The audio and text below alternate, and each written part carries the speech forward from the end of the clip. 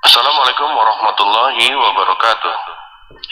Berikut kita nyimak sebuah kajian Islam ilmiah Ahlus Sunnah wal Jamaah yang akan dibawakan oleh Ustadz Rio Handoko SSI. Kajian kali ini mengangkat tema Susahnya Bersabar, masih dari kitab Minhajul Muslim. Mari kita simak apa yang akan beliau sampaikan. Semoga menjadi ilmu yang bermanfaat untuk kita, keluarga kita, dan kaum muslimin lainnya. Tafadhal masykurah Ustaz. Bismillahirrahmanirrahim. Assalamualaikum warahmatullahi wabarakatuh. Alhamdulillah alladzi hadana lihada wa ma kunna linahtadiya laula an hadana Allah. Asyhadu an la ilaha illallah wahdahu la syarika lah wa asyhadu anna Muhammadan abduhu wa rasuluhu wa safiyuhu wa khaliluh wa aminu ala wahyi wa muballighun nasi syar'ah ma taraka khairan illa dalal ummata alaih wa la syarran illa haddaraha min wa salawatullahi wa salamuhu wa ala alihi wa ashabihi wa sallama tasliman katsira amma ba'du. Segala puji bagi Allah Subhanahu wa taala yang telah memberikan banyak kenikmatan kepada kita semua, dan betapa banyak orang-orang yang di luar sana tidak mendapatkan apa yang kita miliki, tidak merasakan kenikmatan apa yang kita rasakan pada kesempatan kali ini, yaitu nikmatnya melihat, nikmatnya mendengar, nikmatnya makan dan minum, dan yang lainnya yang tidak akan mungkin kita bisa hitung berapa jumlah kenikmatan yang kita rasakan pada kesempatan kali ini, yang mana Allah Subhanahu wa taala berikan itu semua oleh karena sebab kecintaan Allah Subhanahu wa taala kepada hamba-hambanya. Oleh karena sebab itulah Allah Subhanahu wa taala memiliki sifat Ar-Rahman Ar-Rahim. Allah Maha Penyayang, terkhusus bagi hamba-hamba yang beriman ataupun secara umum seluruh makhluk-makhluk Allah Subhanahu wa taala yang ada di alam semesta ini. Kaum muslimin yang dimuliakan Allah Subhanahu wa taala, pendengar, penonton Radio Roja, semoga Allah Subhanahu wa taala memberikan taufik kepada kita semua untuk menjalani kehidupan di dunia ini di atas sunnah, di atas ilmu yang diajarkan oleh Nabi kita sallallahu alaihi wasallam. Oleh karena sebab itulah, marilah kita semua memperbanyak salawat serta salam kepada Nabi kita tercinta, Nabi Muhammad sallallahu alaihi wasallam, karena Allah Subhanahu wa taala langsung memerintahkan kepada kita semua untuk berselawat kepada Nabi kita tercinta Muhammad alaihi salatu wassalam. Karena itu adalah bentuk kecintaan kita kepada beliau, bentuk ketaatan kita kepada beliau, sekaligus ketaatan kita kepada Allah Subhanahu wa taala. Man ata'ar rasul faqad ata'a Allah. Kata Allah Subhanahu wa taala, barang siapa yang taat kepada Rasul, itu secara otomatis taat kepada Allah Subhanahu wa taala. Kaum muslimin yang dimuliakan Allah Subhanahu wa taala, alhamdulillah ini adalah pertemuan yang keberapa saya lupa. Ke-6. Kaitannya dengan bab al-akhlaq, bab akhlak di dalam kitab Minhajul Muslim.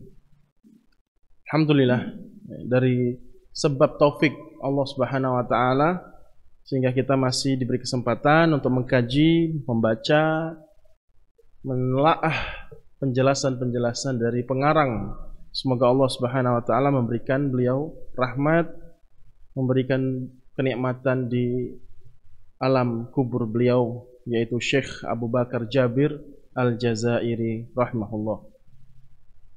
Begitu indahnya, begitu nikmatnya mendengar petuah kalimat yang telah ditorehkan oleh pengarang ini, yang mana beliau telah menjelaskan tentang kedudukan sabar, makna sabar, macam-macam sabar,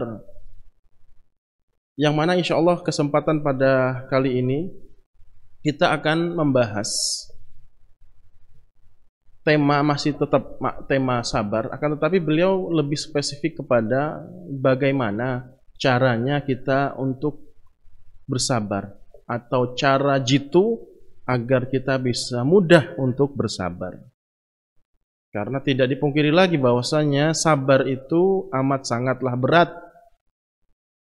Makanya kita berikan judul pada kesempatan kali ini, kajian kesempatan kali ini, yaitu apa?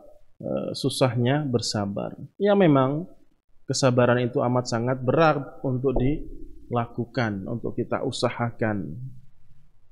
Terlebih-lebih lagi pun bagi mereka yang memang sudah terbiasa untuk bersabar. Memang dari kecilnya, mudanya, dia memang karakteristiknya, ya, bawaannya memang slow, atau orangnya memang kalem, sabar, mudah untuk bersabar. Tetapi terkadang pula dia pernah melakukan sesuatu sebab yang menafikan, yang meniadakan sifat sabarnya itu. Itu menunjukkan bahwasanya sabar amat sangatlah berat. Ingat ya, sabar itu dibagi menjadi 3. Sabar dalam ketaatan, sabar dalam menjauhi apa-apa yang dilarang oleh Allah SWT, dan yang ketiga adalah sabar dalam segala macam bentuk perkara di dunia ini, musibah ataupun kenikmatan. Kaum muslimin yang dimuliakan Allah Subhanahu wa taala,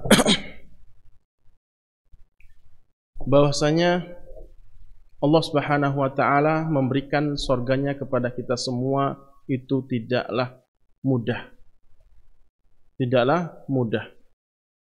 Akan tetapi Allah Subhanahu wa taala tetap memberikan banyak keringanan, banyak toleransi kepada kita semua untuk meraih surga Allah Azza wa Jalla. Andaikan amalan-amalan yang kita lakukan sehari semalam selama kita hidup di dunia ini, setahun, 2 tahun, bertahun-tahun, kalaulah dibandingkan, dikumpulkan, kemudian dibandingkan nominal, kualitas, kuantitas kenikmatan surga, itu tidak akan pernah sebanding. Bisa jadi dia jomplang, jauh kualitas atau kuantitasnya dari amalan kita. Standarisasinya seperti itu memang. Karena apa? Surga kalau kita lihat, kalau kita nominalkan dari kenikmatannya begitu jauh dengan dunia, ya, dunia. Sungguh jauh dengan kenikmatan dunia. Jauh sekali. Nah, dengan kita bisa beramal di dunia ini, contoh misalkan sholat 2 rakaat sebelum subuh, itu kata Nabi SAW lebih baik daripada dunia beserta isinya. Amalan kita sedikit, berapa menit, berapa waktu yang kita gunakan untuk sholat 2 rakaat sebelum subuh, belum lagi sholat 5 waktu. Itu Allah berikan ganjar, Allah berikan pahala yang begitu besar, yaitu berupa surga Allah Subhanahu wa taala. Jadi kenikmatan surga begitu indah, begitu besar, begitu agung, tapi amalan kita kalau dibandingkan tidak bisa atau tidak sebanding. Begitu ringannya amalan yang kita lakukan di dunia ini, akan tetapi Allah berikan pahala yang begitu besarnya kepada kita semua. Andai kata amalan yang Allah perintahkan kepada kita di dunia ini untuk meraih surga itu sebanding, sungguh tidak akan mungkin kita bisa masuk surga. Sungguh tidak akan mungkin kita bisa masuk surga. Kenapa? Harga surga itu sangat-sangat besar, sangat-sangat tinggi kualitasnya, kuantitasnya. Maka sebanding pula ganjaran atau amalannya. Maka tidak akan mungkin kita bisa melaksanakan amalan untuk membeli surga Allah Subhanahu wa taala, untuk meraih surga Allah Subhanahu wa taala. Karena kerahmatan Allah atau rahmat Allah Subhanahu wa taala, Allah mudahkan itu semua. Nah, amalan yang kita lakukan itu sendiri, ya, sebelum kita masuk ke tema ya, amalan yang kita lakukan itu sendiri pun dari Allah. Dari Allah Subhanahu wa taala kita bisa sholat. Itu tidak serta-merta kita yang melakukan secara penuh dari amalan sholat tersebut, akan tetapi Allah berikan kekuatan, kesehatan, waktu, kesempatan, kemauan, sehingga kita bisa sholat dari amalan tersebut yang sebenarnya kita gunakan untuk meraih surga Allah Subhanahu wa taala. Sebagaimana yang dikatakan oleh Rasulullah SAW, Allahumma a'inni ala dzikrika wa syukrika wa husni ibadatika. Doa ini diajarkan kepada sahabat Nabi SAW, kepada Mu'ad bin Jabal. Kata Nabi SAW, ya Mu'ad, janganlah engkau meninggalkan doa ini setiap menjelang akhir sholatmu, yaitu doa apa? Allahumma a'inni ala dzikrika wa syukrika wa husni ibadatika. Ya Allah, bantu aku, ya. Berikan aku kekuatan untuk syukrika atau dzikrika, untuk mengingatmu. Ketika kita mengingat Allah Subhanahu wa taala, maka pada saat itu kita mengingat syariat-syariatnya, perintah-perintahnya, sehingga kita bisa beramal. Wa syukrika, bantu aku ya Allah untuk bisa bersyukur. Wa husni ibadatika, sehingga aku bisa beribadah kepadamu. Ya kan? Jadi kita bisa beribadah, kita bisa bersyukur, itu serta-merta pula dari Allah Subhanahu wa taala. Kemampuannya, kekuatannya dari Allah Subhanahu wa taala, bukan dari kita secara mutlak. Maka begitu baiknya Allah Subhanahu wa taala, begitu cintanya Allah Subhanahu wa taala kepada kita semua, mempermudah bagi kita semua untuk mendapatkan surganya. Nah, ada amalan yang begitu berat, terlihatnya berat, akan tetapi kalau kita tahu konsekuensinya, eksistensinya, hakikatnya, insya Allah amat sangat ringan untuk dikerjakan, yaitu sabar. Ya, sabar itu yang akan kita bahas pada kesempatan kali ini. Maka nanti kaum muslimin Allah Subhanahu wa taala, pada pendengar dan penonton semua, setelah kita jelaskan kajian materi pada kesempatan kali ini, kita akan bisa melihat dan menyadari bahwasanya sabar itu nggak susah, sabar itu amat sangat mudah. Dan insya Allah akan disampaikan oleh beliau di sini apa saja poin-poin yang membuat kita mudah untuk bersabar. Karena tidaklah kesabaran itu akan melahirkan kebaikan yang begitu banyaknya di dunia maupun di akhirat. Baik, kita lanjutkan perkataan beliau dalam kalimat di dalam buku ini. Qala al-musannifu rahimahullahu ta'ala, kama qala al-hukama'u 'ala al-fa'iti afatun wa 'ala al-mutawaqqi sakhafatun was-sukhtu 'ala al-aqdari mu'atabatun lillah al-wahidil qahhar wa huwa fi kulli dhalika musta'inun bi dzikri wa dillahi bil jazaa'il hasani 'ala ta'ati. Kata beliau, ataupun kita ingatkan sebelumnya ya, makna sebelumnya apa sih, biar kita nyambung materi setelahnya ini. Sebelumnya kemarin beliau menjelaskan tentang hendaklah seorang yang ingin bersabar atau memiliki sifat sabar, maka dia harus menghilangkan keresahan, keraguan, ketakutan, kemarahan yang ada di dalam hatinya maupun yang ada di luar hatinya, yaitu anggota tubuhnya ataupun lisannya, yang mana harus ditahan semua, hatinya, kemudian lisannya dan badannya. Jangan melakukan sesuatu yang meniadakan makna sabar itu sendiri. Maka setelah itu beliau menjelaskan bahwasanya orang yang tidak kuat dalam menjalani kehidupan ini dari 3 jenis sabar tadi, maka dia pada saat itu dia akan berkeluh kesah, maka dia marah besar, murka, tidak sabar dalam menjalani perintah Allah, dalam menahan dirinya untuk tidak melakukan kemaksiatan, dalam menahan dirinya untuk tidak marah ataupun emosional tatkala mendapatkan musibah. Nah, ketika dia tidak bisa menahan itu semua, maka dia akan berkeluh kesah, dia akan marah dan sedih. Maka orang yang seperti ini kata beliau, alal fa'iti afah, mendapatkan kecelakaan, musibah. Mendapatkan musibah. Ini harus kita sadarkan di dalam benak kita bahwasanya tatkala orang mendapatkan musibah, kemudian dia nggak sabar, emosional dan yang lainnya, gerundel kata orang Jawa itu apa? Brutuk, ya, brutuk.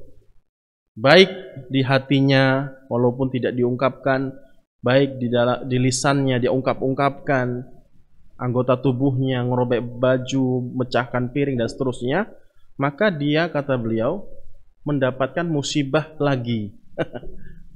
Kepikir nggak kira-kira teman-teman sekalian ya? Dia pada hakikatnya justru dia ketimpa musibah lagi. Seperti itu tadi, pepatah bahwasanya kalau orang jatuh dari tangga, ketimpa tangga lagi. Sudah jatuh dari tangga sakit, ketimpa tangga lebih sakit lagi. Nah, seperti itu. Kenapa? Dia mendapatkan musibah tuh, ya. Dapat musibah. Atau itu tadi, dari 3 jenis macam sabar tadi. Kemudian dia tidak kuat, tidak sabar, marah, emosional, melanggar syariat Allah Subhanahu wa taala, maka pada hakikatnya dia telah mendapatkan musibah yang lebih besar lagi. Nah, ini harus kita perhatikan. Ketika misal contoh dia tidak kuat untuk menjalankan ketaatan, misal susahnya bangun untuk sholat subuh, boro-boro sholat tahajud, subuh aja susah banget sampai jam 6, sampai matahari terbit. Dia nggak kuat dalam menjalankan ibadah sholat subuh, contoh misalkan, maka pada saat itu dia mendapatkan apa? Dosa. Seharusnya dia kuatkan dirinya untuk melaksanakan sholat subuh. Nah, pada saat itulah dia mendapatkan pahala yang besar. Ketika dia nggak sabar, nggak mau melaksanakan, dalam artiannya ya, dalam artian seperti itu, orang yang tidak sabar dalam beribadah, dia tidak akan melaksanakan ibadah tersebut, maka dia mendapatkan musibah besar. Dosa besar maksudnya itu loh, meninggalkan ketaatan. Begitupun sabar tatkala menahan diri dari kemaksiatan. Contoh, susahnya menahan diri dari minuman keras, harta-harta haram, perzinahan, sesuatu yang haram, kemudian dia lakukan. Karena dia nggak sabar menahan itu semua, justru mendapatkan dosa besar. Ketika mendapatkan musibah, kecelakaan misalkan, sudah sakit, terlindes truk misalkan, hancur badannya, dia malah marah-marah. Pada saat itu dia mendapatkan musibah lagi. Jadi musibahnya double. Dari ditinjau dari sisi ini, dia seperti orang yang jatuh dari tangga ketimpa tangga lagi. Nah, cukuplah 1 kali sakit, ibarat kata. Cukuplah 1 kali menanggung beban berat, 1 kali saja cukup. Cukuplah 1 kali menahan rasa sakit. Jangan ditambah-tambah lagi dengan cara apa? Dengan cara tidak sabar. Paham sampai sini ya? Maka kata beliau, alal fa'iti afah. Atau setelahnya kata beliau, wa alal mutawaqqa'i sakhafah. Orang yang tatkala tidak bisa menahan dirinya, maksudnya tidak bisa sabar dalam 3 jenis kesabaran yang sudah kita sebutkan kemarin, dia adalah orang-orang yang sakhafah, tolol, bodoh, tidak berakal. Sakhafah.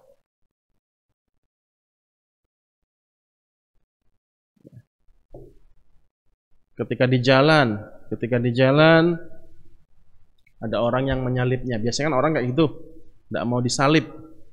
Kemudian dia marah, dikejar orangnya, di-stopkan, akhirnya tabrakan lagi. Akhirnya mengganggu jalan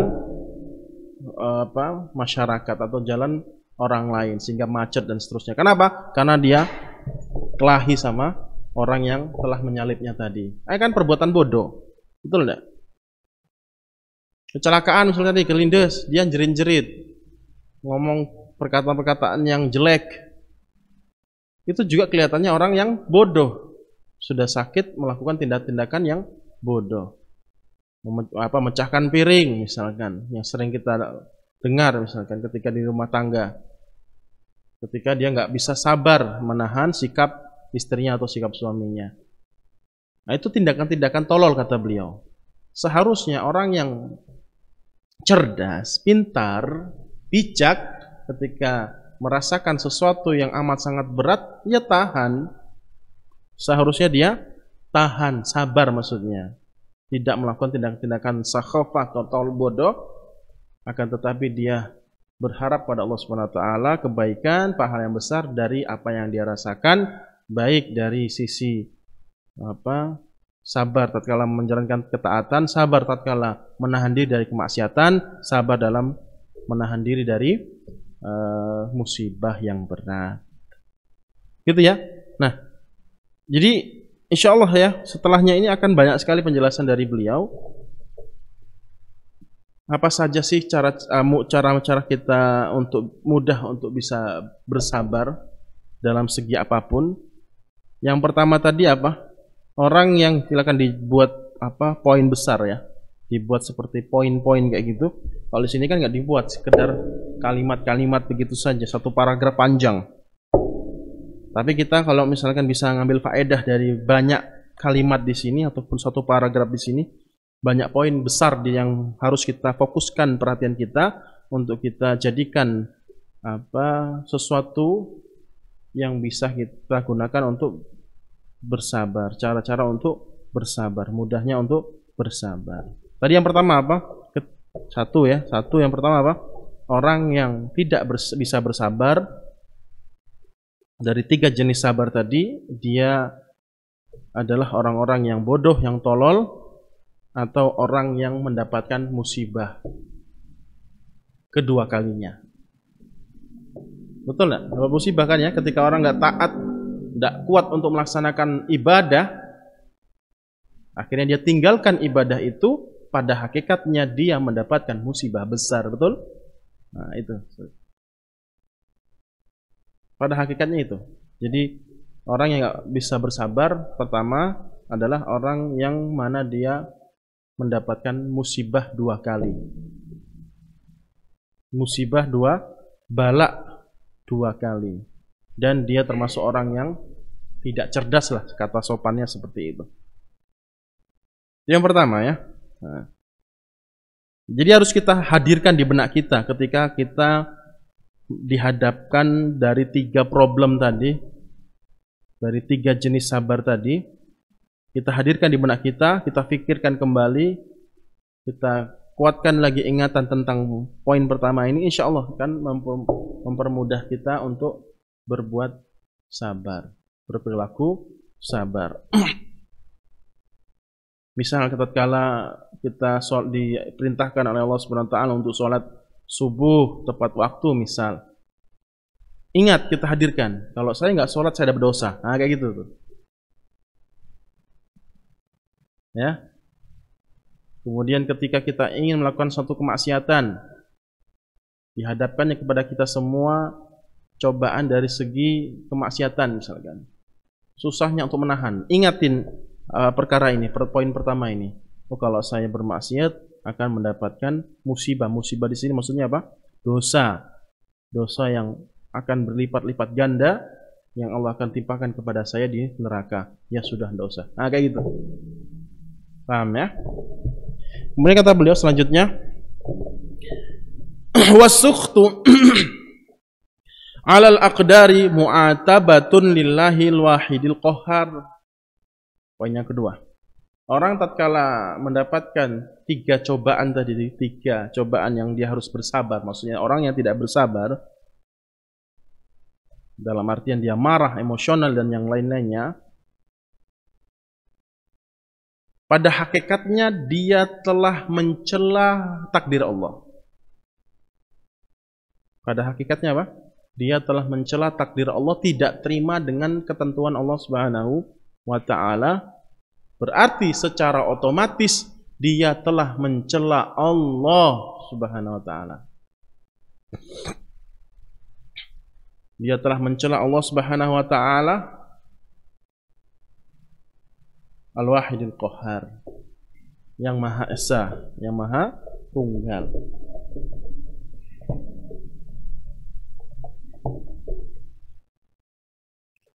Yang mengatur kehidupan kita di dunia ini siapa? Allah Subhanahu wa taala. Coba ketika ada aktor ketika menjalankan aktingnya di dunia perfilman misalkan, dia tidak terima dengan alur cerita yang sudah dibuat oleh sang pemilik film atau sang pembuat film, pasti dia marah misalkan, nggak setuju dengan alur cerita seperti ini, maka dia akan apa? Pasti akan ditendang, dimarahin. Karena yang ngatur dia, misalkan mencela seperti itu. Nah, begitupun tatkala kita tidak bisa bersabar, marah dari ketentuan yang Allah telah tetapkan dalam kehidupan kita, itu seakan-akan kita telah mencela aturan Allah Subhanahu wa taala, pengaturan Allah Subhanahu wa taala yang telah Allah tetapkan 50.000 tahun sebelum penciptaan langit dan muka bumi ini. Dan secara otomatis juga kita telah mencela Allah Subhanahu wa taala yang telah mengatur itu semua. Enggak setuju istilahnya dengan ketetapan yang Allah telah tetapkan dari dirinya. Nah, kita hadirkan di benak kita tentang perkara ini. Mencela Allah, apa hukumnya? Kufur. Mencela Allah Subhanahu wa taala kufur. Allah Subhanahu wa taala katakan di dalam surat At-Taubah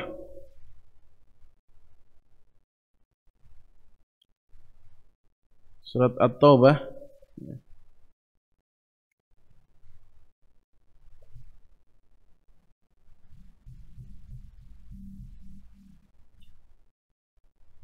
ayat 65-66.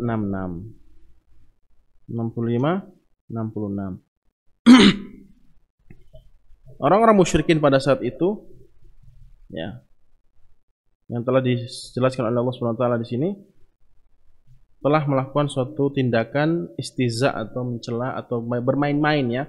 Ini hanya bermain-main saja. Kalau bermain-main beda nggak sama mencela? Mencela itu langsung, to the point, langsung menghina. Kalau main-main itu masih tidak terlalu to the point langsung, ya, dia sekedar main-main saja, tidak langsung mencela, menghina dari apa yang dia permainkan tadi. Kata Allah Subhanahu wa taala, wala in sa'altahum la yaqulunna, ketika engkau katakan atau bertanya kepada mereka tentang perkara yang mereka telah lakukan, mereka akan mengatakan innama kunna nakhudu wa nal'ab, kami hanya bersenda gurau, bermain-main saja. Qul abillahi wa rasulihi wa ayatihi wa rusulihi kuntum tastahzi'un, apakah dengan nama Allah dan ayat-ayat Allah dan Rasul Allah Subhanahu wa taala kalian bermain-main? La ta'tadiru qad kafartum ba'da imanikum, jangan merasa aman dari apa yang kalian lakukan, sungguh kalian telah kafir setelah keimanan. Nah, Allah katakan kalian telah kufur setelah kalian beriman. Apalagi terang-terangan mencela, mengejek Allah Subhanahu wa taala, baik dari pengaturannya dan apa yang telah Allah tetapkan.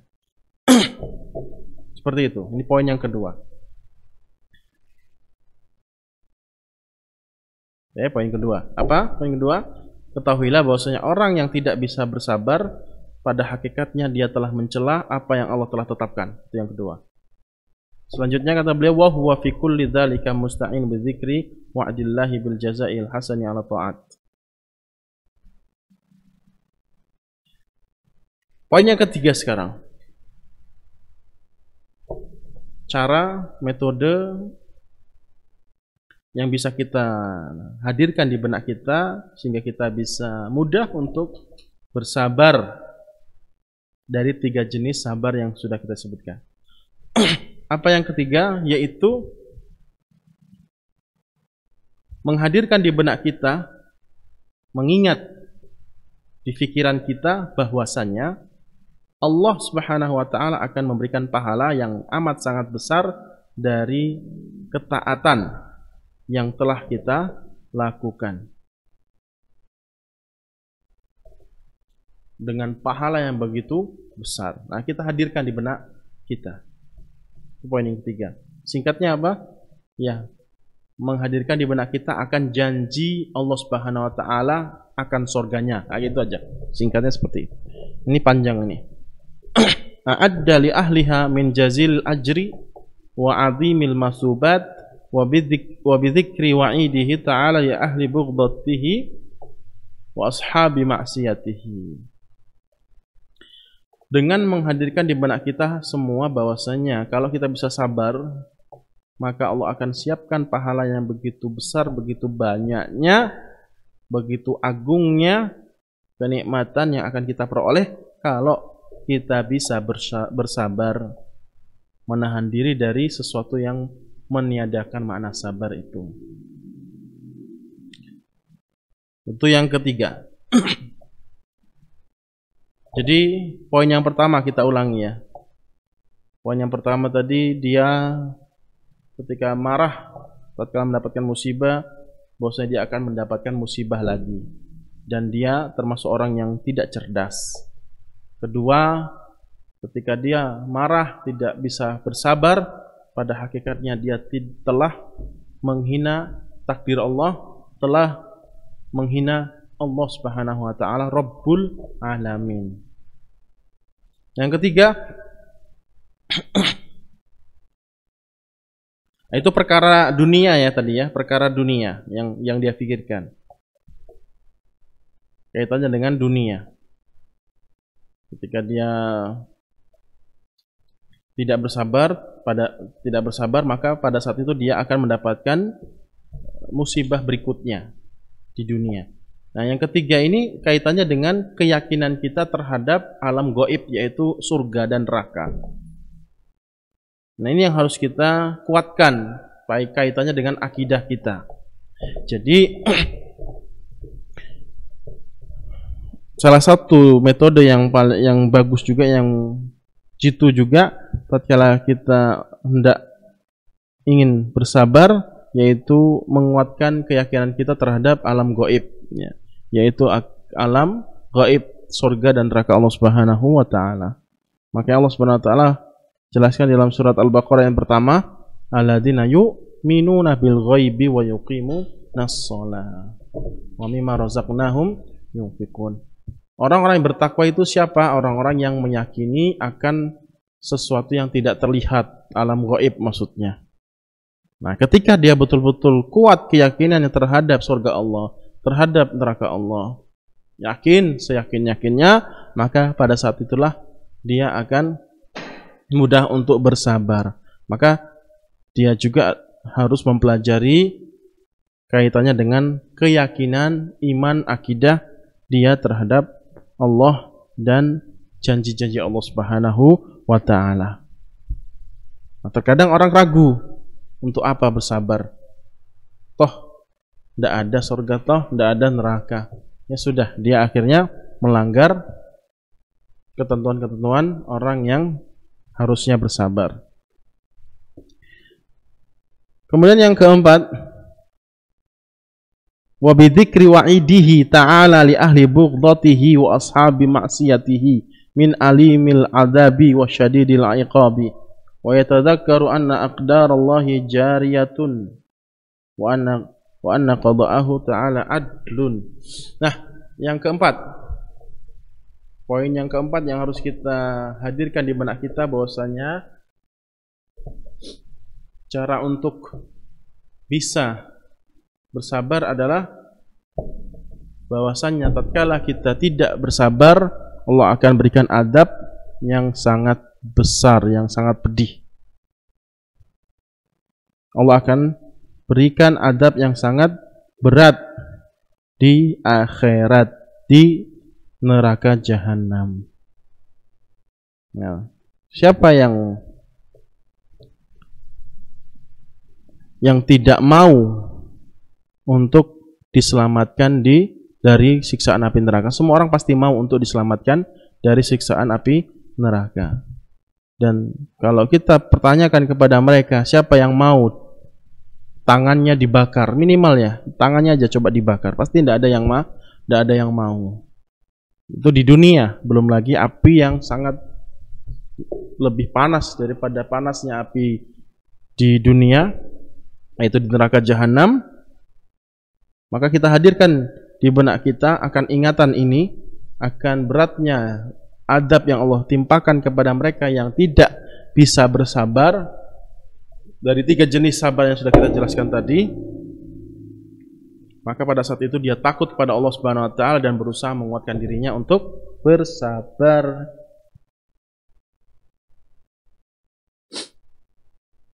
Poin berapa tadi? 4 ya? Ya, 4. Poin yang kelima selanjutnya,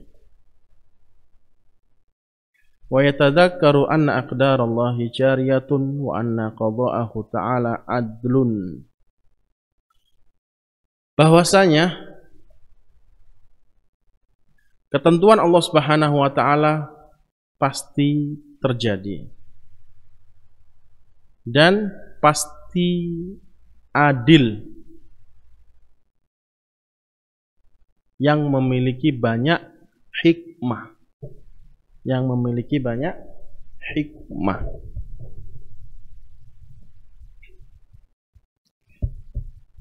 Itu poin yang kelima. Jadi tatkala kita mendapatkan kesusah payahan dalam tiga jenis sabar tadi, maka kita hadirkan di benak kita tentang ingatan ini. Apa itu? Bahwasannya tidak ada satupun makhluk selain Allah Subhanahu wa taala yang bisa mengatur ulang, menahan, mengurangi, menambah ketentuan Allah Subhanahu wa taala. Tidak ada. Hanya Allah saja yang kuasa dalam pengaturan seluruh kehidupan di muka bumi ini.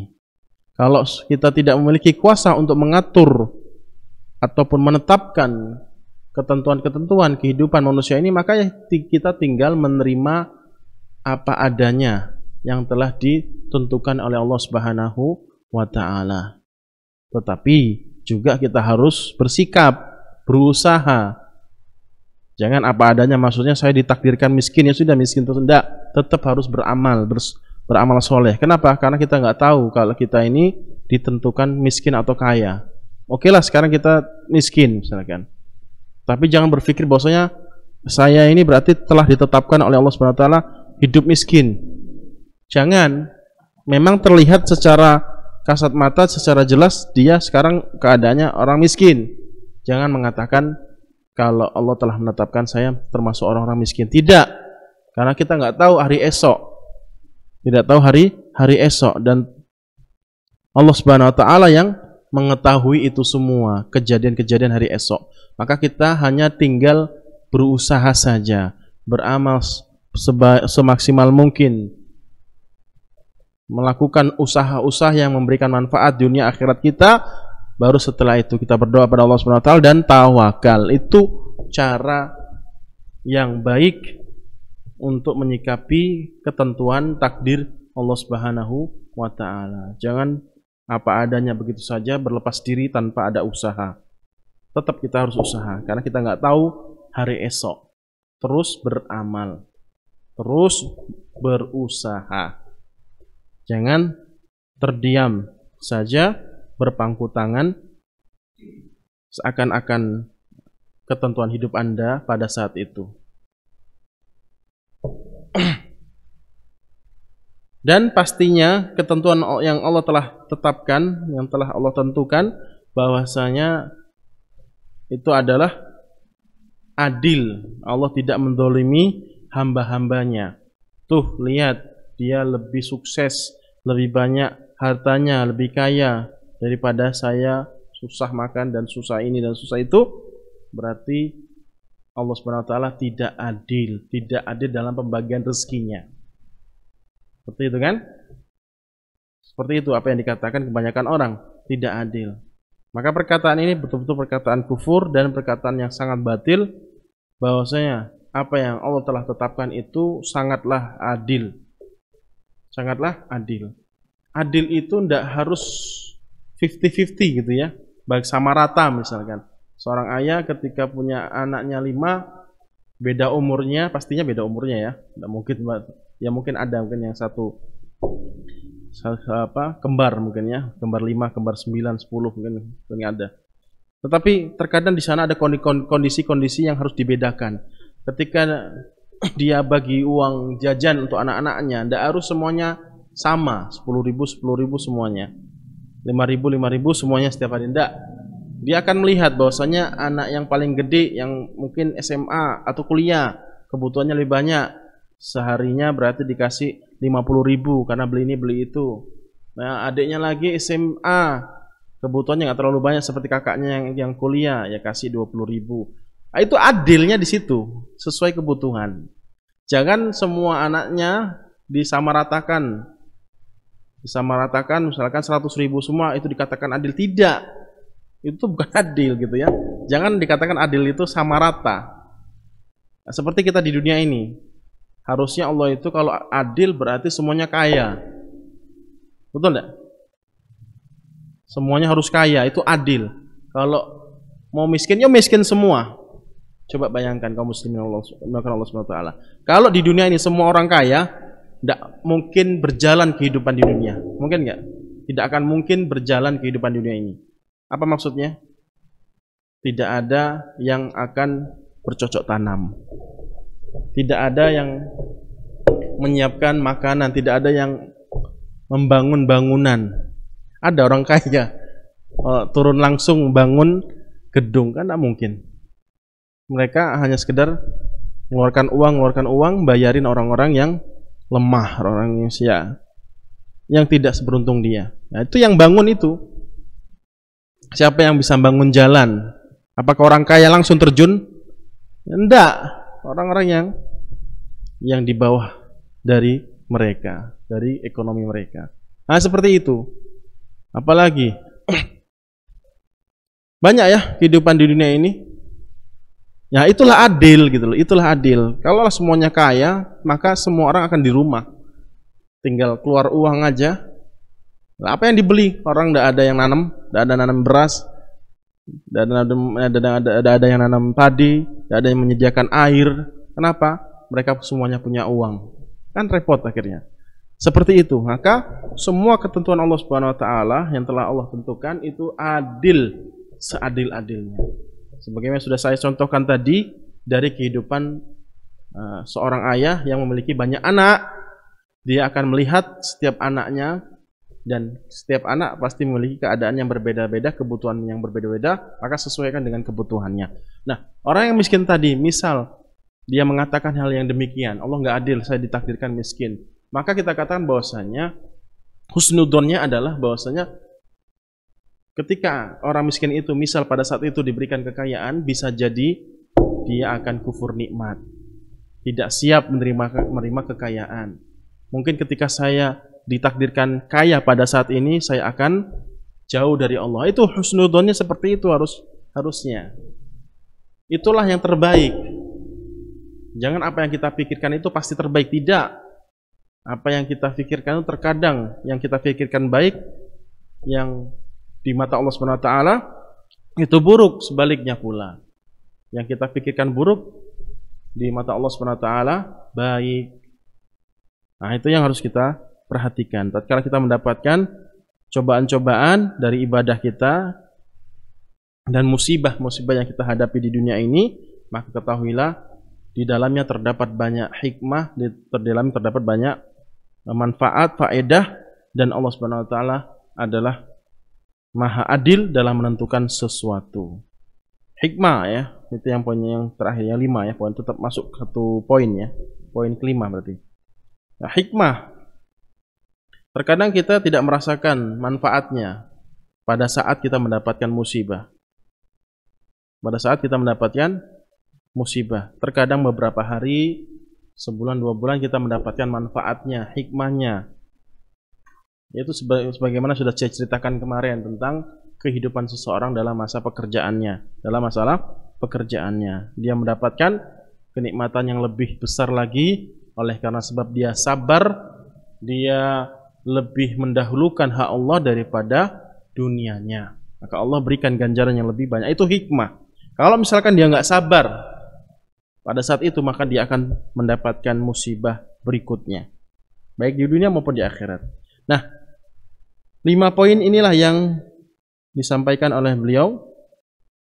Walaupun tidak secara spesifik beliau menuliskan 1 poin, 2 poin, tidak, tapi saya ambil kesimpulan dari banyak penjelasan beliau bahwasanya cara-cara kita untuk mudah bisa bersabar, cara mudah untuk bersabar. Saya ulangi lagi. Yang pertama apa? Ketika ini perkara hati ya, perkara yang ada di benak kita.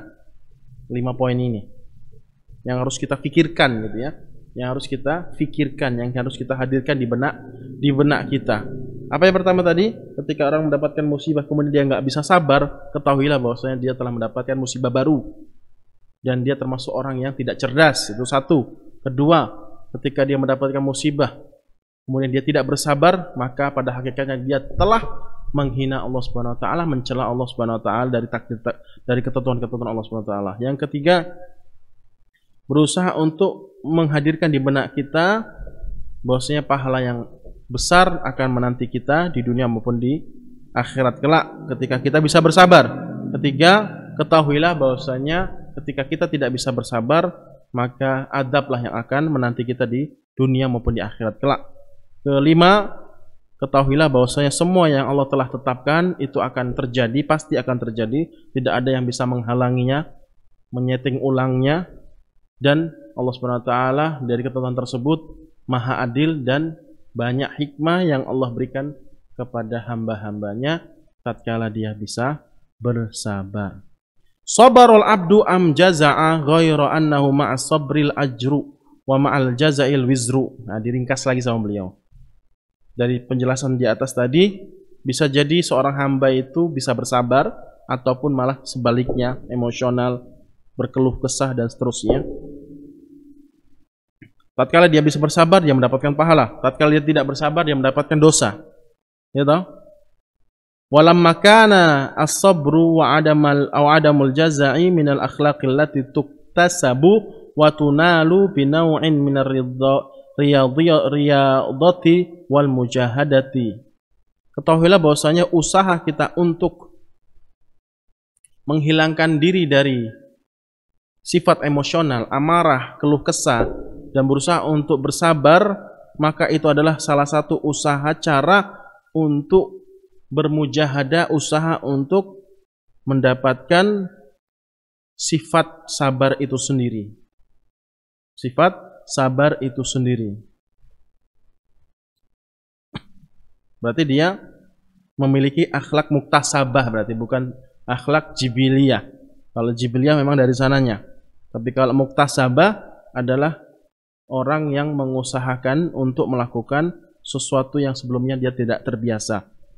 Fal muslimu ba'da iftiqarihi ila Allah ta'ala an yarzuqahu sabra fa innahu yastalzimu sabra bi dzikri ma warada fihi min amrin wa ma wu'ida alaihi min ajrin. Seorang muslim seharusnya dia harus iftiqar, betul-betul merasa lemah, hina, butuh kepada Allah Subhanahu wa taala agar Allah Subhanahu wa taala berikan sifat sabar kepada dia. Allah rezekikan kepada dia kesabaran. Berarti rizki bukan hanya uang saja, ini kata beliau di sini. Sabar itu juga termasuk rizki. Rizki itu bukan hanya uang. Orang bisa sabar itu termasuk nikmat, rizki yang besar. Rizki yang besar. Betapa banyak orang yang kaya raya masih tidak merasakan kekayaannya. Betul enggak? Banyak kan yang seperti itu. Tidak merasa cukup, tidak merasa qanaah. Kemudian dia mendapatkan musibah. Uangnya banyak tetapi uangnya digunakan untuk berobat. Uangnya banyak digunakan untuk sesuatu yang maksiat. Akhirnya apa? Hilang, dirampok. Kemudian anak-anaknya pada jauh dari Allah Subhanahu wa taala. Banyak yang kita saksikan di lapangan seperti itu. Dia kaya tetapi nggak bahagia hidupnya, cerai, bolak-balik nikah, cerai lagi, anaknya nggak jelas kemana, akhlaknya, kasus ini, kasus itu banyak, padahal orang-orang kaya. Maka kebahagiaan itu tidak dilihat dari ini harta benda, kekuasaan, jabatan, tidak, pangkat, tidak. Kebahagiaan itu adalah kesabaran. Allah. Kebahagiaan itu apa? Kesabaran. Betapa banyak orang miskin yang tidak seberuntung orang yang terkaya di daerahnya merasa paling bahagia. Kenapa? Karena dia merasa cukup dari apa yang Allah telah berikan kepadanya. Nah, kesabaran itu sendiri termasuk rezeki, kata beliau di sini. Kenikmatan. Jadi orang bisa sabar itu termasuk kenikmatan yang luar biasa.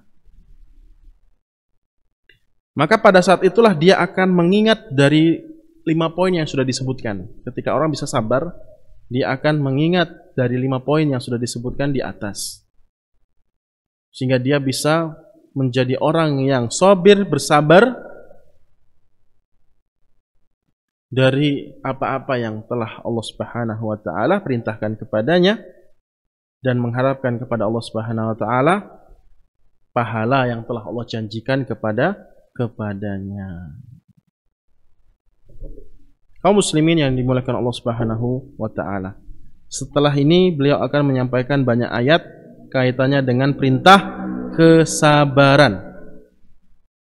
Akan tetapi kita cukupkan sampai di sini dan saya akan tutup dengan satu hadis kisah kejadian di zaman Nabi sallallahu alaihi wasallam kaitannya dengan kesabaran. Silakan diperhatikan lagi 5 poin yang sudah kita sampaikan. Semoga dengan apa yang sudah kita sampaikan tadi 5 poin tadi, setelah kita minta kepada Allah Subhanahu wa taala sehingga kita bisa mudah untuk menjadi orang yang penyabar dan mendapatkan kebahagiaan yang sebenar-benarnya, yang hakiki di dunia maupun di akhirat.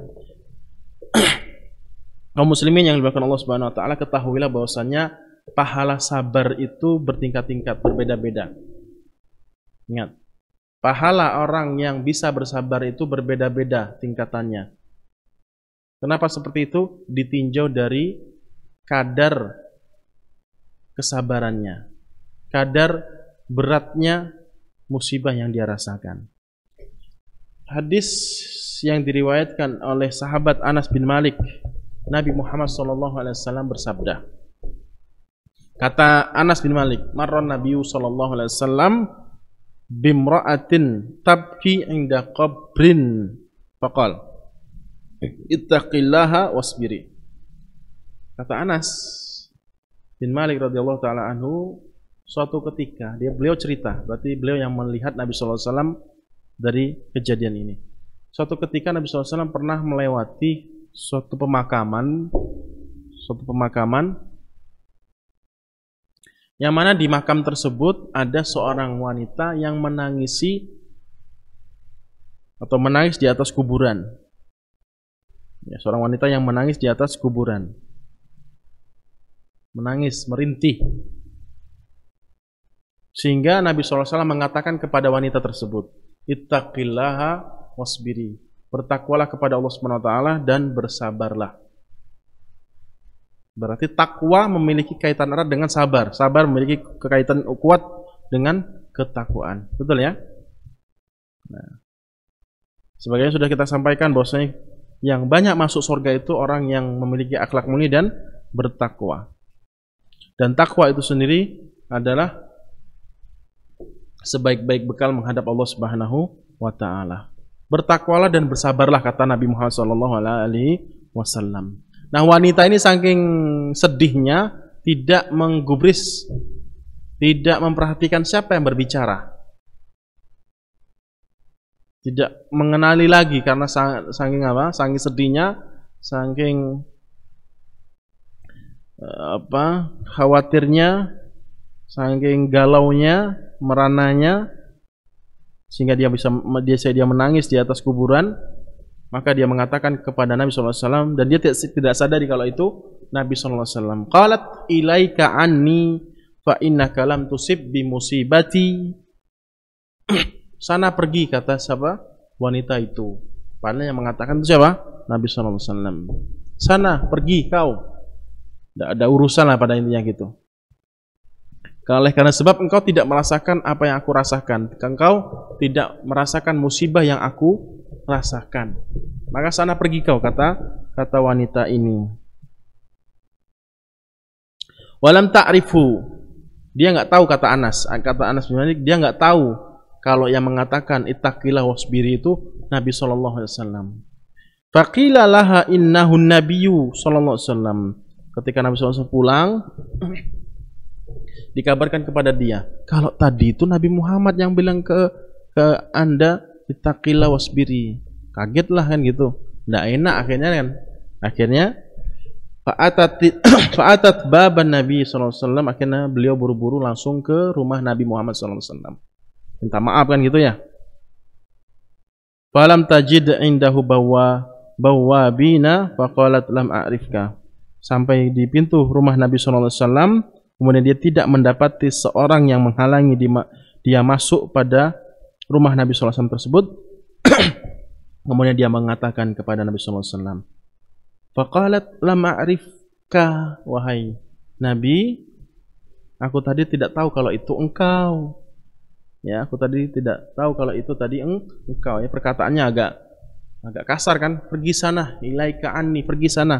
Kamu tidak merasakan musibah yang aku rasakan. Akhirnya dia takutlah istilahnya, segan atau minta maaf pada Nabi sallallahu alaihi wasallam. Maka Nabi sallallahu alaihi wasallam menjawab, innamas sabru 'inda sadmatil ula.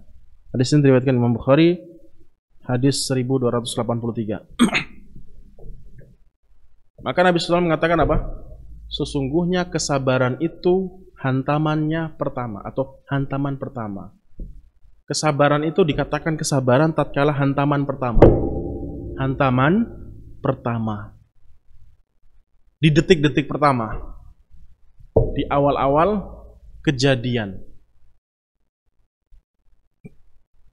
Para ulama mengatakan, menjelaskan tentang hadis ini bahwasanya pahala yang terbesar tatkala orang dihadapkan musibah kepadanya, maka di awal-awal dia mendapatkan musibah itulah pahala kesabaran yang amat sangat besar. Kenapa? Karena di awal-awal musibah, pada saat itulah sesuatu yang amat sangat berat yang dia rasakan. Di awal musibah adalah awal sesuatu yang sangat berat yang dia rasakan.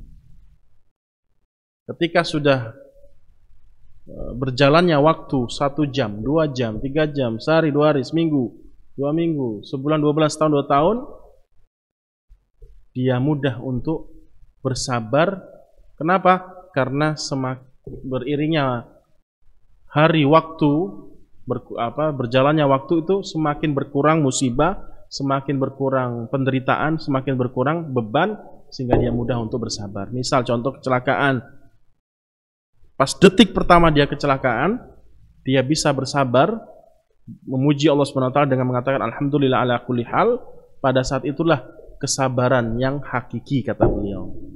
Nah, kalau 1 jam 2 jam setelah dioperasi misalnya, di rumah sakit, diperban, seminggu berjalannya masih di rumah sakit, kemudian dia pulang, baru bisa bersabar, maka tetap dia mendapatkan pahala kesabaran, tetapi tidak sama pahalanya dibandingkan di awal-awal dia mendapatkan musibah. Lebih besar di detik-detik pertama. Karena semakin menjauhi jarak kejadian musibah tersebut, semakin berkurangnya penderitaan dan semakin mudah untuk bersabar. Di detik-detik pertama susah untuk bersabar. Nah, dia bisa bersabar, maka pada saat itulah dia mendapatkan hakikat pahala kesabaran. Mendapatkan pahala kesabaran yang amat sangat besar. Paham ya? Itu maksudnya. Inda sadmatil ula. Jadi kesabaran itu adalah jadi terjemahan sabar itu kata Nabi SAW adalah di detik-detik pertama ketika kita mendapatkan musibah. Maka disitulah kita mendapatkan pahala yang sempurna. Paham di sini ya? Wallahu ta'ala alam. Mungkin saja yang bisa kita sampaikan. Silakan kalau ada yang ingin ditanyakan.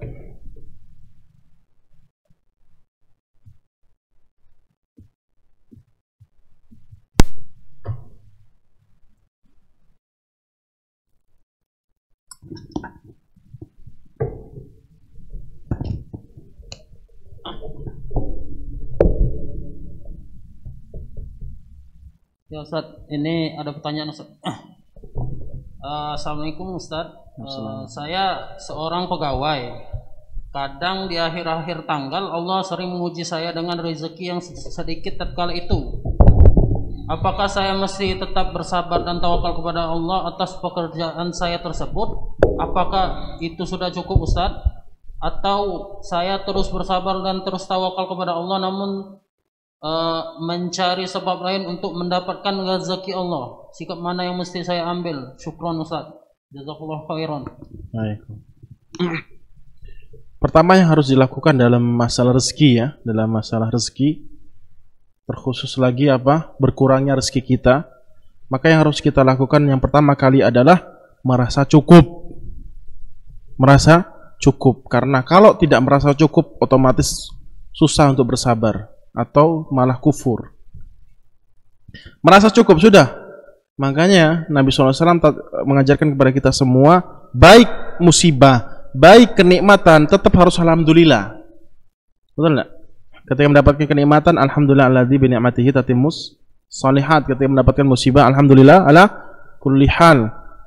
Makanya dari dua doa ini yang diajarkan oleh Nabi SAW, timbullah ataupun ada lagi hadis dari Nabi SAW bahwasanya di sorga nanti ada istana, dibangunkan istana yang amat sangat megah, diperuntukkan bagi mereka yang bersabar. Yang mana di istana tersebut ada tulisan.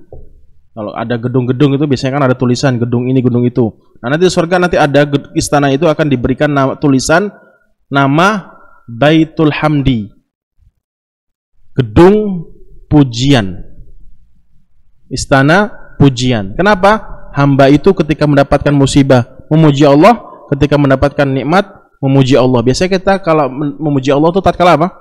Nikmat-nikmat saja kan? Nah, ini hamba ini ketika mendapatkan musibah dia alhamdulillah bersyukur. Nanti akan kita bahas. Kok bisa orang bersyukur ketika mendapatkan musibah? Jadi harus dilakukan apa? Qanaah. Cukup. Nah, kalau nggak cukup, merasa cukup, pasti akan stres, kufur, tidak mungkin bisa bersyukur. Itu yang pertama yang harus dilakukan. Merasa cukup. Kedua, husnudzon kepada Allah Subhanahu wa taala, bahwasanya apa yang rezeki yang saya dapatkan pada kali ini itu yang terbaik. Itu yang terbaik. Bisa jadi kalau misalkan lebih, husnudzonnya seperti itu. Bisa jadi ketika lebih dari apa yang kita dapatkan, yang kita merasa kurang misalkan, bahwasanya kita akan gunakan kepada kemaksiatan. Bisa jadi nanti saya lalai, lupa, semakin jauh dari Allah Subhanahu wa taala karena banyak rezeki. Allah ingin jaga saya dengan rezeki yang seperti ini, ya alhamdulillah. Allah jaga saya untuk selalu dekat kepadanya. Husnudzonnya seperti itu, ya. Ketiga yang harus Anda lakukan bahwasanya apa? Tetap semangat, maju terus, jangan malah putus asa. Mungkin dari pintu ini seperti itu, dari pintu lain banyak pintu-pintu rezeki Allah Subhanahu wa taala. Jangan merasa bahwasanya rezeki Allah itu terbatas sedikit, hanya dibagi kepada kelompok tertentu, orang-orang tertentu. Tidak. Rezeki Allah amat sangat luas. Betapa banyak rezeki Allah Subhanahu wa taala di alam semesta ini, di muka bumi ini. Sempat juga kalau kita berpikir bahwasanya rezeki Allah yang kita tidak sempat berpikir itu datang dari sana. Banyak orang-orang yang pekerjaan yang kita tidak berpikir sampai ke sana. Contohnya apa? Dari nyamuk ya, Nyamuk ya, orang bisa makan. Apa? Jualan obat nyamuk. Dari sesuatu yang hina. Apa? Kotoran-kotoran misalkan. Halaman kita kotor, biasanya orang keliling-keliling, ada orang jasa membersihkan, motong rumput dan seterusnya. Dari kotoran juga ada yang jasa sedot WC dan seterusnya. Banyak, sampai sesuatu yang kita nggak sempat berpikir itu rezeki, bahwasanya itu adalah rezeki yang Allah bagi-bagikan kepada mereka. Tinggal kita kreatif, berpikir luas, bagaimana cara menjemput rezeki yang luas tadi, yang Allah bagi-bagikan tadi. Tinggal kitanya saja, mau atau tidaknya, berusaha atau tidaknya, dan berusaha untuk memaksimalkan usaha, upaya, dan jangan sampai lupa berdoa kepada Allah Subhanahu wa ta'ala. Dan semua yang kita rasakan itu adalah terbaik. Allah tidak pernah mendolimi hamba-hambanya. Apa yang kita rasakan pada saat ini itu adalah terbaik, yang terbaik yang Allah tetapkan kepada kita. Seperti itu ya. Allahu ta'ala alam.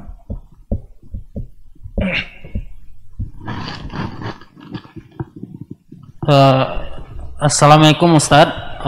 Saya terkadang suka merasa iri ketika melihat teman saya yang lebih sukses dari saya. Padahal saya merasa sudah berusaha lebih baik dari dia. Kira-kira bagaimanakah cara agar saya tetap bisa bersyukur dan bersabar? Atau mungkin apakah langkah awal yang harus saya lakukan sehingga bisa lebih bersyukur dengan apa yang Allah berikan? Syukran, Ustaz. Pertanyaan ini sama dengan pertanyaan yang pertama. Tinggal saya lengkapin saja. Saya tambahin satu lagi. Dari kasus yang kedua ini ya, pertanyaan kedua ini. Rasa iri, rumput tetangga lebih apa? Hijau daripada rumput sendiri. Itu kenapa? Karena kita selalu melihat yang di atas. Ya, demi Allah, wallahi pun juga terkadang saya merasakan itu. Apalagi ketika di jalan naik motor, motornya biasa-biasa saja, orang bawa mobil ini, mobil itu, terkadang terbetik hati seperti itu, iri. Kapanlah punya seperti itu, sehingga lupa dengan kenikmatan yang sekarang. Akhirnya apa? Kufur, tidak bersyukur. Dan sudah ada tuntunannya dari Nabi SAW.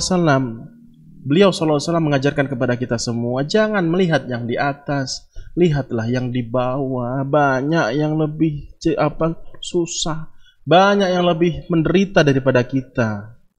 Lihat di Palestina, lihat di Suriah. Anak-anak kecil yang seharusnya mereka merasakan keindahan, kebahagiaan masa anak-anak, akhirnya mereka mendapatkan bom, tembakan-tembakan, makan pun susah. Kalau kita mau lihat seperti itu, kita melihat yang di bawah, sehingga kita alhamdulillah Allah kasih yang sangat istimewa ini. Misalkan Anda sedang naik motor Jet Colet misalkan tahun 70-an misalnya, kemudian disalib motor Ninja, apalagi Harley, ya kan? Kemudian pastinya Anda akan melihat ke sana langsung secara otomatis. Nah, qadarullah di sebelah Anda ada yang naik sepeda, ada lagi yang jalan kaki ketika berangkat ke kantor misalkan. Nah, di situ Anda akan ya lihatlah yang di bawah Anda, jangan lihat yang itu. Tidak ada urusan, gitu kan? Tidak ada urusannya. Kenapa seperti itu? Kenapa? Karena yang mereka miliki, yaitu yang Anda lihat dari orang-orang yang di atas Anda, yang mereka miliki itu tidak dimiliki Anda. Kenapa Anda sedihkan? Sesuatu yang tidak dimiliki Anda sedihkan, kan rugi dua kali. Anda motornya biasa-biasa saja, dia motornya luar biasa. Nah, dari motor yang luar biasa yang dia miliki, itu tidak Anda miliki. Kemudian Anda sibuk, iri dengan apa yang tidak Anda miliki dari orang lain tersebut. Nah, kalau melihat orang yang di bawah kita, dia naik sepeda ontel yang rusak-rusak misalkan, kita masih motor, alhamdulillah, ya kan? Nah, kenikmatan yang dia rasakan itu sudah saya rasakan, bahkan lebih gitu loh. Sehingga di situ kita akan bersyukur, berterima kasih kepada Allah Subhanahu wa taala atas karunia yang Allah berikan. Jadi banyak-banyak melihat orang-orang yang di bawah, jangan melihat yang di atas. Buat hati sakit, tidak ada manfaatnya sedikit pun ya, kecuali motivasi gitu kan, tidak masalah. Cuman terkadang banyaknya malah terpuruk, kita semakin iri, semakin sedih, kebanyakan seperti itu. Ya ada juga ketika melihat yang di atas itu maksudnya untuk motivasi, tidak masalah, untuk banyak-banyak beramal, tapi bukan tujuan utama untuk mendapatkan dunia seperti itu. Tapi untuk menjaga hati kita untuk selalu bersyukur, tidak kufur, adalah melihat yang di bawah. Makanya Nabi SAW katakan, unduru ila man asfala minkum wala tanduru min fawqikum wadhalika ajdaru alla tazdaru ni'matallah. Lihatlah orang yang di bawah, kata Nabi SAW. Jangan lihat yang di atas. Itu sebabnya apa? Agar kalian bisa mensyukuri nikmat Allah dan tidak mengkufuri, menghina kenikmatan Allah. Maka banyak-banyak melihat orang yang di bawah, betapa besarnya kenikmatan yang kita rasakan. Apalagi contohnya, misalkan mata, ya kita nggak bisa makan, rumah kita ngontrak masih, ya kan? Dia begitu banyak rezekinya, sudah bisa beli itu beli ini, kita masih ngontrak. Lihat orang yang lebih di bawah kita. Ada orang yang terkadang 2 hari baru makan. Yang lebih bawahnya lagi, lihat lagi yang paling bawah lagi. Ada orang yang tidak bisa melihat, Anda bisa melihat. Ada orang yang tidak memiliki tangan dan kaki, Anda memiliki tangan dan kaki. Lihat lagi orang yang di bawahnya, lihat lagi orang yang di bawahnya, Anda akan bersyukur. Walaupun Anda tidak makan pada saat itu, walaupun Anda tidak mendapatkan tempat yang nyaman, masih numpang dan seterusnya. Lihat yang paling menderita daripada Anda itu di dunia. Itu hanya di dunia saja, tidak lama. Jadi musibah itu akan berputar dan berputar. Tidak akan kekal selama-lamanya Anda selalu di bawah. Pasti akan Anda ada waktu-waktunya Anda akan di atas. Maka berusaha, jangan berpangku tangan. Seperti itu. Wallahu ta'ala a'lam.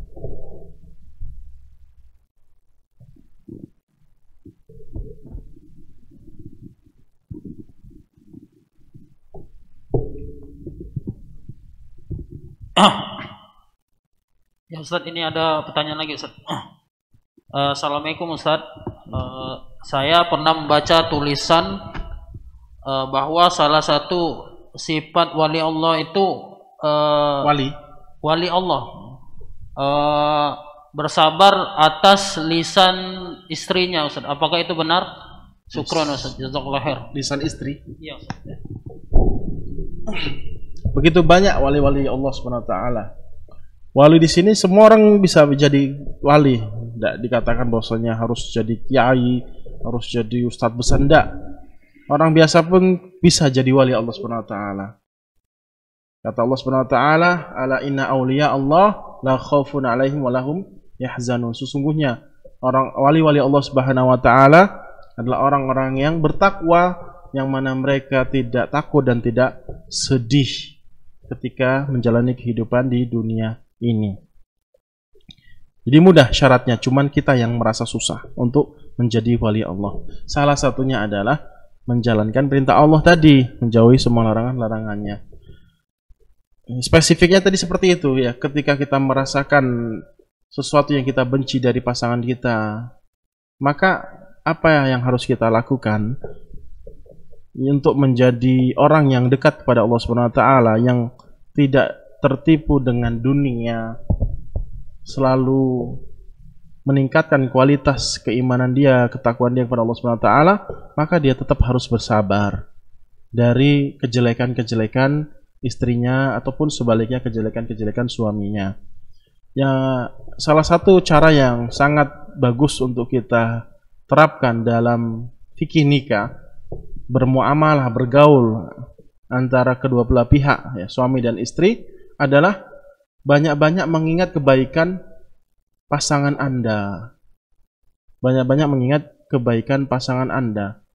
Maka pada saat itu tidak akan muncul di dalam hati Anda emosional, amarah, murka kepada pasangan Anda yang telah melakukan keburukan kepada Anda. Contohkan misalkan tadi istri lisannya buruk kepada suami. Maka si suami tadi harus mengingat kebaikan istrinya, sudah memasakkan makanan, menyiapkan makanan, sudah menyuci pakaian, menguruskan anak-anaknya, membersihkan rumahnya, menjaga hartanya, menjaga kehormatannya. Itu kebaikan yang luar biasa yang dilakukan oleh seorang istri kepada suami. Jangan tatkala si istri mengatakan ABCD sesuatu yang buruk, kemudian langsung dihukumi istri tersebut harus dipukul, dilawan, ya. Akhirnya timbullah KDRT tadi. Seperti itu. Maka banyak-banyak mengingat kebaikan pasangan Anda. Jangan melihatnya pada saat itu. Jangan melihat pada saat detik itu. Nah, dari situlah akan mudah kita untuk bersabar, dan itulah yang sering saya rasakan, yang saya lakukan. Pada saat itu saya akan teringat bahwasanya seperti ini dari kebaikan yang dia lakukan. Maka pada saat itu saya bisa dan mudah untuk mengambil sikap, menasihati, merangkul, memberikan wejangan, nasihat-nasihat dari perbuatan dia, sehingga kita berusaha untuk memperbaiki akhlak istri tersebut, istri ataupun pasangan kita, sehingga akhirnya dia dengan izin Allah SWT berubah. Akhirnya keluarga akan merasakan kedamaian, keharmonisan, sakinah, mawaddah, dan rahmah. Dan tidak ada satupun keluarga di dunia ini kecuali pasti di situ nanti banyak cobaan-cobaan, pertengkaran, pertikaian. Tinggal bagaimana kita menyikapinya, cerdaskah atau tidakkah. Dan sering Nabi SAW menunjukkan keharmonisannya kepada Aisyah radhiyallahu taala anha, walaupun keadaan pada saat itu Aisyah dalam keadaan cemburu, tetapi beliau menasihatinya. Jadi yang hadis yang sering kita dengar itu apa? Nah, Aisyah cemburu, marah. Tetapi setelahnya itu hadisnya kan panjang itu. Setelahnya itu Nabi SAW menasihati Aisyah, kemudian Aisyah berbalik baik lagi kepada Nabi SAW. Seperti itu, ya, memperbanyak mengingat kebaikan yang telah dilakukan oleh pasangan Anda. Insya Allah hubungan kita dengan pasangan kita akan kekal selama-lamanya sampai di surga Allah Azza wa Jalla. Ya Ustaz, ini ada pertanyaan di luar tema Ustaz. Ya. Assalamualaikum Ustaz. Ketika kita masbuk ketinggalan 1 rakaat atau lebih, nah ketika tahiyat akhir imam salam namun bacaan tahiyat kita belum selesai, apakah kita mesti menyelesaikannya atau melanjutkan berdiri melanjutkan rakaat yang kurang? Untuk apa? Ketika imam tahiyat. Iya, tahiyat akhir. Tahiyat akhir. Nah, itu mana yang mesti dilanjutkan? Atau apa bacaannya diselesaikan, Ustaz? Bacaan tahiyat kita diselesaikan atau langsung naik? Ya. Naik berdiri melanjutkan rakaat, Ustaz. Ya. Syukran, Ustaz. Jadi maksudnya ketika imam itu kita masuk ya ke jamaah, masbuk lah pada intinya. Kemudian ketika imam tahiyat, imam sudah salam gitu maksudnya. Kita masih belum selesai tahiyat gitu maksudnya. Gitu kan?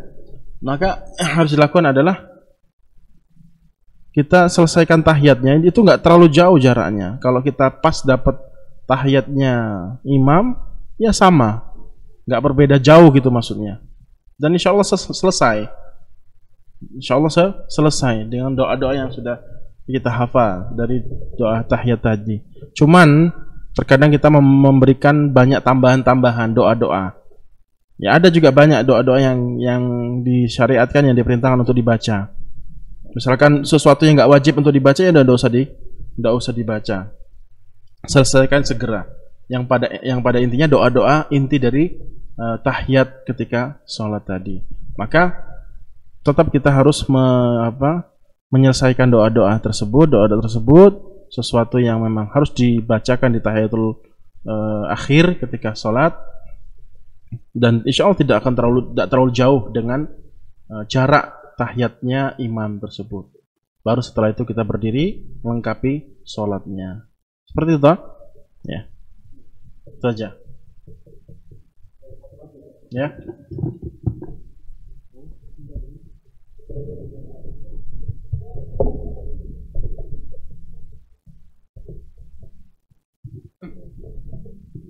Ya ini Ustaz, berkaitan zakat mal Ustaz.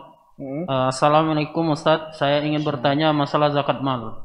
Apakah boleh jika saya memberikan harta emas untuk misalnya ke keluarga atau anak saya dengan tujuan agar dapat mengurangi zakat mal yang harus saya keluarkan tiap tahun?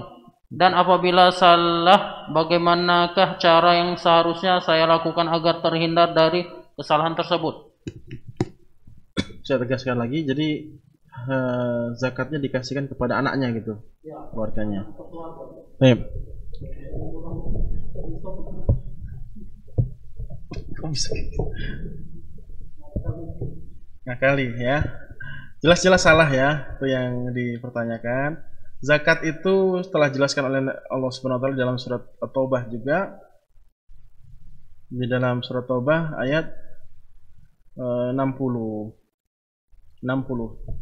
Kata Allah SWT, innamas sadaqatu lil fuqara wal masakin wal amilina 'alaiha wal mu'allafati qulubuhum wa fir riqab wal gharimina wa fi sabilillah wa banis sabil fardatan minallah.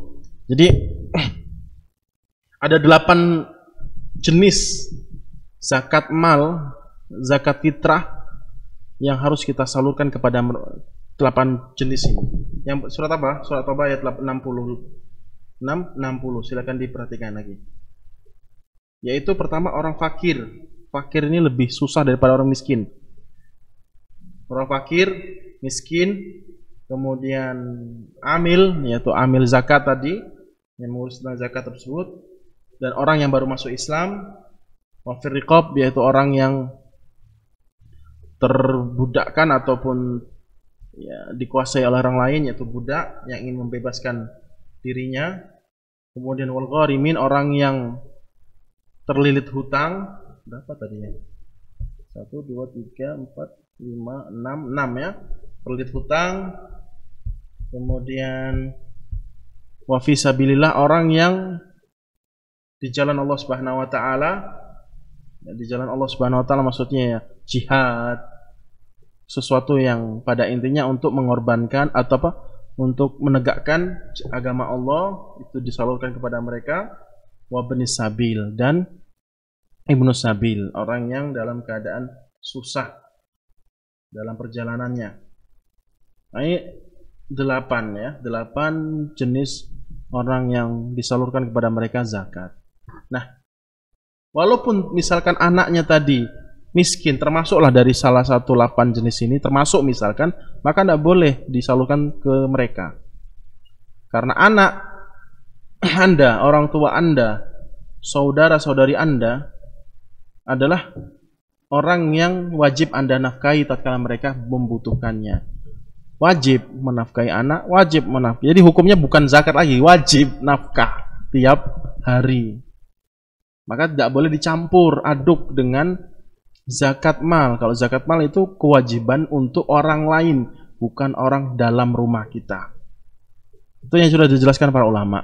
Walaupun mereka miskin atau termasuk dari salah satu jenis 8 orang yang mendapatkan zakat tadi. Nah, kalau setelahnya itu keluar dari kewajiban kita untuk memberikan nafkah kepada mereka, contoh misalkan paman, gitu ya. Paman kita kan nggak wajib kita menafkahin dia.